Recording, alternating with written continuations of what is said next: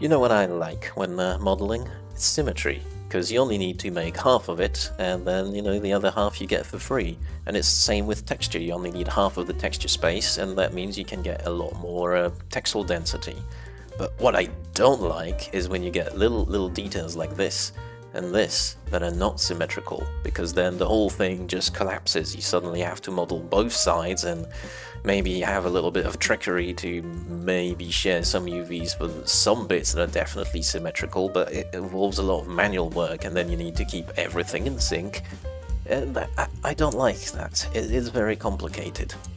So that's why in the latest version of GamiFlow, version 1.2, I added something that I call selective mirrors, which I'm gonna try and explain now.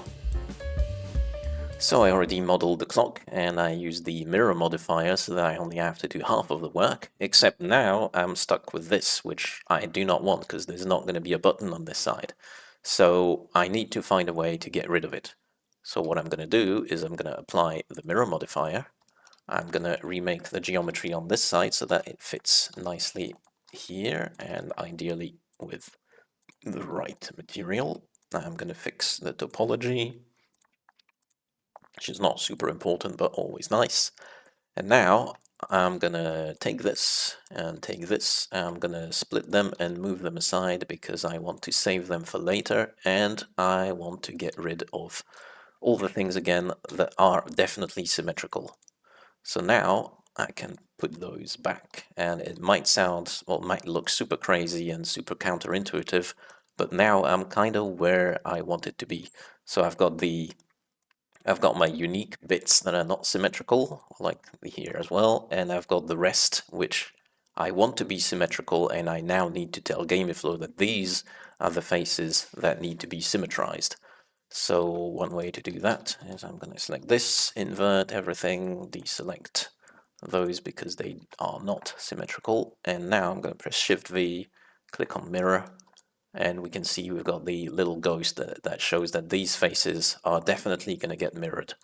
I can start by unwrapping, just to be sure. We can see that the UVs are here, and like the clock face is definitely like a full disk, but the rest we can see we've only got half of it, which is exactly what we want to save some UV space.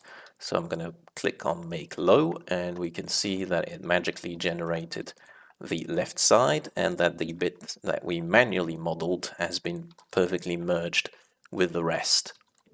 If I go in the high poly, also pretty good, very clean. So I can export everything, and now we go into Painter.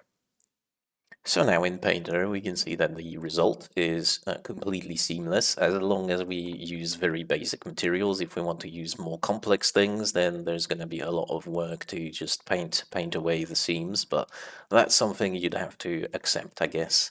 But in the meantime, we've got everything here looking pretty good, and we can move the text around, which is pretty neat. And obviously if you move away from that little island we make, which is now here, we end up teleporting in here on the bit that gets symmetrized, and we get some interesting design that is probably not what we want. But apart from that, it's all really good. And I hope this will help whoever is out there making not quite symmetrical models.